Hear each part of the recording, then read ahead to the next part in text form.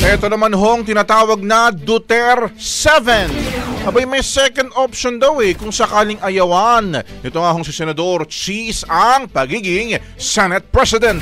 Brigada Ann Cortez, sino ba yan? I-brigada mo! Brigada! Live report! Nananatiling si Senator Cheese Escudero ang gustong suportahan ng Duterte 7 Bloc sa pagka-Senate President para nga sa pagbubukas ng 20th Congress sa July 28 at ito'y ayon nga kay Senador Ronald Bato de la Rosa. Pero kung sakaling umayaw daw ito sa pwesto ay maaaring manggaling na lang sa kanilang miyembro ang itulak nilang tumakbo tulad na nga lang ni na Senadora Amy Marcos, Senator Christopher Bongo, Senador Rodante Marcoleta o di kaya si Senador Mark Villar.